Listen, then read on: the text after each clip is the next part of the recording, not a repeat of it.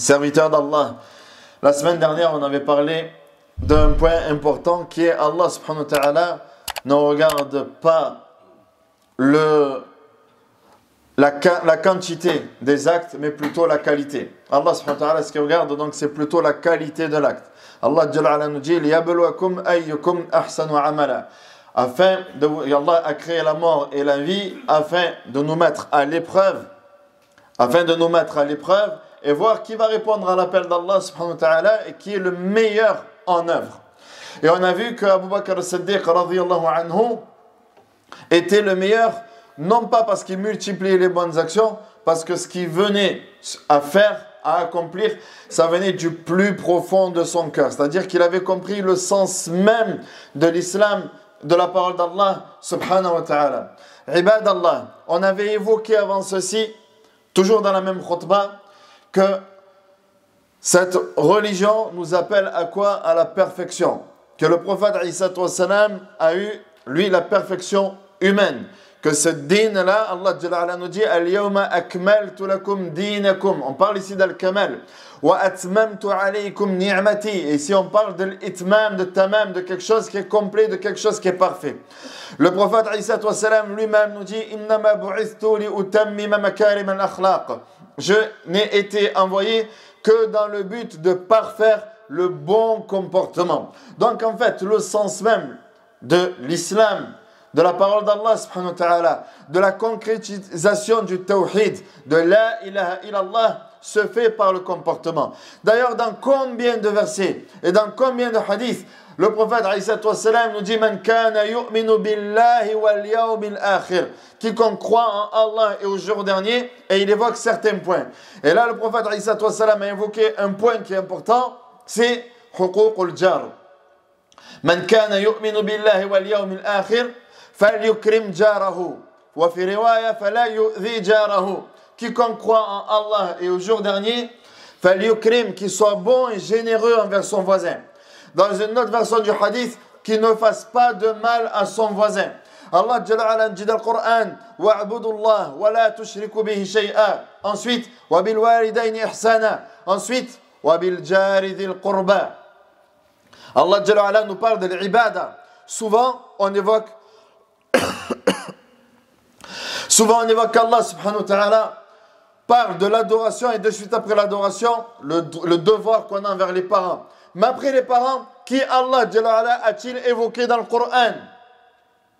Allah Jalla ala, après les parents, a évoqué de suite après les voisins, le voisinage. Et le prophète Isa nous dit Ma zala Jibril yusini hatta dhanantu yusini fil jar hatta dhanantu annahu sayuwarrithu. Jibril n'a cessé de me faire des recommandations sur le bon comportement envers le voisinage, à tel point que j'ai pensé qu'il allait avoir et bénéficier d'une part de l'héritage. Une part de l'héritage, c'est-à-dire une part pour les enfants, une part pour les garçons, une part pour les filles, une part pour les frères, une part pour les sœurs, et également une part pour le voisin. Tellement Jibril, il a insisté sur huququl jar. Pourquoi Jibril alayhi salam a insisté sur huququl jar? Parce qu'Allah Jalla ala l'a évoqué de suite après le tawhid, de suite après le devoir envers les parents, et on a l'importance du voisinage. Alors le voisinage, certains pensent que le voisinage se limite à celui qui est voisin de chez moi, qui est voisin de la résidence, qui est voisin de la rue. Ça c'est min a'zami anwa' jiran, ça fait partie des plus grandes, c'est le voisin, on va dire, le plus important. Mais le voisin ne se limite pas à ça. Le voisin ne se limite pas à ça. Ça peut être le voisin qui est ici entre vous dans la mosquée, dans le rang, fait sofouf, dans les rangs, que ce soit dans la mosquée des hommes ou alors dans la mosquée des femmes. Ça peut être le voisin, fait dirasa. Ça peut être le voisin, fait l'amal. Ça peut être le voisin, fait souq. Ça peut être le voisin même dans le marché. J'ai une place de marché, j'ai mon voisin à côté, lui également, j'ai des huquq envers lui. Mon voisin à l'école, à la fac, c'est également mon voisin. Et donc Allah subhanahu wa ta'ala, quand il parle du voisinage, c'est-à-dire tout ce qui t'entoure au quotidien. Pourquoi on parle de ça? Pourquoi on parle du comportement? Pourquoi on parle... Ibad Allah. Alayhi salatu wassalam, il nous dit أكثر ما يدخل الناس الجنة التقوى أو تقوى الله وحسن الخلق. Ce qui fera entrer le plus de personnes au paradis. Quelle est la cause qui fera entrer le plus de personnes au paradis? C'est taqwa Allah, la crainte d'Allah. Et ensuite quoi? Husn al-khuluq, le bon comportement. Et il nous dit alayhi salatu wassalam, ma min shay athqal fi mizani abdi yawm al-qiyamah min taqwa Allah wa husn al-khuluq. Il n'y a rien de plus lourd dans la balance du croyant au jour de la résurrection que quoi? Que la crainte d'Allah et que le bon comportement. Ibad Allah, il y a donc une différence et un véritable décalage entre l'apparent, c'est-à-dire l'aspect extérieur et l'intérieur que nous demande l'islam. On vient à la mosquée, on vient à la maison d'Allah. On vient dans la maison d'Allah, mais de quelle manière? Jusqu'à quand, ibad Allah, on va continuer à parler de la manière dont vous vous garez dans les quartiers? Que ce soit ici ou dans les mosquées, parce que ce n'est pas un problème qui est propre à notre mosquée, c'est un problème qui est propre à toute la France. Toutes les mosquées, elles ont un problème, c'est quoi? C'est la manière de stationner. Non, mais j'en ai pour 5 minutes. Juste le temps d'eux. Ou alors quand on dépose les enfants. On dépose les enfants parce qu'ils ont dars.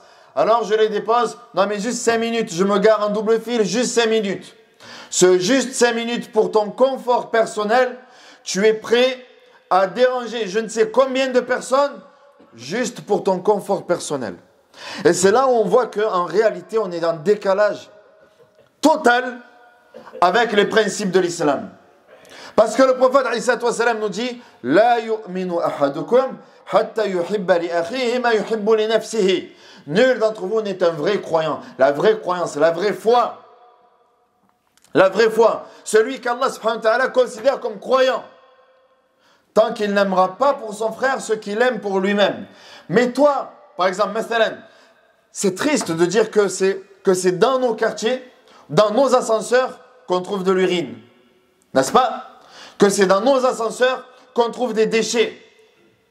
Pourquoi? Pourtant, c'est nous qui vivons là. On vient à la mosquée, on est là, on est tous là. On vient dans la maison d'Allah. Oui, en apparence, on vient, on prie et tout, on jeûne, bientôt Ramadan, mais le cœur en réalité, il est complètement déconnecté du sens réel qu'Allah subhanahu wa ta'ala attend de nous. Donc c'est bien beau, on vient à la mosquée. Mais quand on vient à la mosquée, mais qu'on se gare n'importe comment. Pourquoi tu viens alors, s'il te plaît? Non, mais et il y en a qui viennent dire non, mais je vais écouter la parole d'Allah. Mais tu viens l'écouter, mais tu fais le contraire. On se met en double fil. Juste pour aller prier. On a beaucoup de frères qui travaillent dans l'RTM et qui voient, ils me disent à chaque fois que je passe devant une mosquée, il y a toujours du double fil. Il est là avec son bus et tout, il doit passer, mais il bouge tout le monde. Et en plus, il y en a, ils te disent, non mais j'avais rendez-vous avec Allah. Donc on voit le décalage total. J'ai rendez-vous avec Allah. Tu as rendez-vous où? Tu vas finnar. Tu vas finnar. Tu vas en enfer là. Tu veux le dalil? Un homme, quand il allait jeter ses ordures, il les jetait, ils avaient pareil un endroit comme nous on jette les ordures, il les jetait mais un peu n'importe comment. Il jetait ses ordures n'importe comment et on trouvait un peu à gauche, à droite, et ça gênait tout le monde. Et les gens, à chaque fois qu'ils allaient jeter leurs ordures, ils le maudissaient. La'anahullah, la'anahullah. Et lui il disait, Ya Rasulallah, d'accord, c'est vrai, j'ai jeté mes ordures et tout, je fais pas trop attention, mais quand même ils m'ont maudit. Le Nabi alayhi salatu wa salam, il lui a répondu quoi? Qad la'anaka Allah qabla an yal'anaka an-nas. La ilaha illallah. Allah t'a certes maudit avant même que les gens te maudissent. Ah ouais, on ne fait pas attention. Quand on jette nos poubelles, on traîne, souvent on voit, on traîne la poubelle sur le sol avec toutes les déchets qui dégoulinent. Mais c'est pas grave. C'est bon, de toute façon, il y a quelqu'un qui va venir, il va nettoyer. N'est-ce pas? On réfléchit comme ça. Et après, on est là, on vient, on lit le Coran, on vient, Jumu'ah, Masha'Allah, elle est remplie la mosquée. Tabarakallah. En quantité ou alors en qualité, elle est remplie la mosquée. Ibadallah. Le prophète Isa wassalam, su'ila an imra'atin. يذكر أنها كانت تصلي وتصوم وتتصدق إلا أنها تؤذي جيرانها بلسانها. Nadia Rasulallah, on a une femme, elle est connue. Elle multiplie les prières surrogatoires. Elle jeûne, mashallah, sadaqa et tout. Mais elle fait du mal à son voisinage. Des fois, elle parle en mal d'eux et tout. قال هي في النار. عليه الصلاة والسلام. Elle dit, elle ira en enfer. يا رسول الله هناك امرأة يذكر من قلة صيامها وصلاتها. Elle ne priait pas plus que les prières obligatoires. Elle ne jeûnait pas plus que Ramadan. Mais par contre, elle fait du mal à personne. قال هي في الجنة. C'est ça-là qui ira au paradis. Donc c'est quoi alors notre dîn en réalité? Je ne suis pas en train de vous dire qu'il ne faut pas jeûner le lundi, jeudi. Je ne suis pas en train de vous dire qu'il ne faut pas faire qiyam al-layl. Je suis en train de dire qu'il faut être en accord avec nos principes. Que quand on vient pour salat, le prophète Isa wassalam, il nous dit la tusri', la tajri. Quand tu vas à la mosquée, n'y va pas, ne te précipite pas. Et ce que tu as raté, ben, tu le rattrapes. Des fois, donc j'arrive. Et je vois, il y en a qui prennent la voie des bus et tout, qui doublent tout le monde, et après voilà, ils se garent là n'importe comment. Mais c'est quoi? C'est contraire à ce que tu fais. Tu es en train de harrak toutes tes hasanat comme ça. Donc, notre dîn, pourquoi notre dîn, c'est husn al-khuluq, c'est le comportement. C'est ça, le civisme sur lequel on doit travailler, ibadallah. Et wallah, quand on aura travaillé sur ça, on aura fait un pas de géant.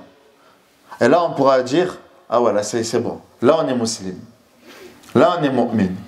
Là, on est véritablement croyant.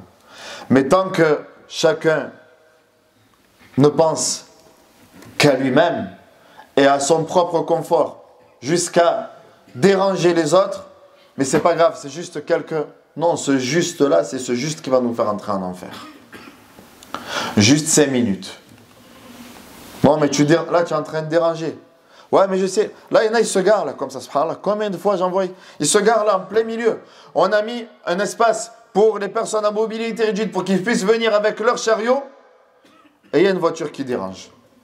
Non, mais 5 minutes, j'étais en train d'acheter, j'avais juste le pain ou j'étais à la pharmacie. D'accord. Mais en attendant, on a les personnes qui sont sur leur chariot, sur leur fauteuil roulant, qui sont là en train d'attendre avec le vent. Juste pour tes 5 minutes. Parce que tu ne te sentais pas de te garer. On a des parents d'élèves. On vient, on amène nos enfants pour qu'ils apprennent le Coran. Et ils sont là, ils sont garés en double fil. Pourtant, il y a des places. Des fois, il y a 3-4 places. Et lui, il se met devant. Il ne se sent pas de faire une marche arrière. C'est trop compliqué de faire une marche arrière. Faire un créneau, ça va le tuer. Je dis, mon frère, gare-toi. Ah, c'est bon, à chaque fois, tu nous parles de... Mon frère, gare-toi. Après, bien sûr, après, il lève le ton. Après, voilà, vous savez comment ça va se terminer. Mon frère, hasbi Allah wa ni'mal wakil. On se retrouvera yawm al-qiyamah. On a des personnes qui enlèvent les plots. Vous voyez, il y a des plots. Je le vois, il enlève le plot. Mon frère, qu'est-ce que tu fais? Non, mais je ne savais pas. Donc moi, des phrases comme ça, après moi, ça monte la tension. C'est comme tu ne savais pas. Tu es en train de l'enlever, tu dis que tu ne savais pas. Wallah, après, qu'est-ce que vous voulez parler de Palestine? Qu'est-ce que vous voulez parler de Palestine? Qu'est-ce que vous voulez parler de tout ça? De projets, des écoles et tout? Alors que nous-mêmes, on vient à la mosquée, mais on vient avec un comportement qui est zéro. On amène nos enfants pour apprendre le Coran, mais dans notre comportement, on leur montre le contraire du Coran. Je termine par un hadith sur le prophète, alayhi salatu wassalam. Le hadith, il est rapporté par Ibn Abi Dunya. Al-Muhim, c'est un hadith que Cheikh Al-Albani a qualifié authentique dans Silsila. Dans ce hadith-là, le prophète nous parle d'une personne qui sera en enfer, qui se fera bouffer par les animaux de l'enfer, et qui aura une maladie comme la gale et se grattera jusqu'à voir ses os apparaître en enfer. Et il y aura des anges qui lui diront: ذوق كما كنت تؤذي المؤمنين. Sois châtié de la même manière que tu portais atteinte aux croyants, que tu leur faisais du mal. En termes, ici, le hadith, il parle du voisinage. De la même manière que tu leur faisais du mal, maintenant goûte et sois châtié par Allah subhanahu wa ta'ala. Donc en fait, ce qui est des fois normal pour nous dans le voisinage, ce qui devient normal, Allah Jalla ala, il nous dit dans un verset وَبَدَا لَهُم مِّنَ اللَّهِ مَا لَمْ يَكُونُوا يَحْتَسِبُونَ لَا إِلَهَ إِلَّا اللَّهِ. Dans Surat Zumar, Allah Jalla ala nous dit et voilà que leur apparaissent ceux qui ne s'attendaient même pas. Tu t'attendais des fois à certains, tu sais que tu vas rendre des comptes à Allah subhanahu wa ta'ala sur du mal que tu as fait. Mais il y a du mal que tu faisais que tu ne t'en rendais même pas compte. Et Allah subhanahu wa ta'ala, ça va te le ressortir.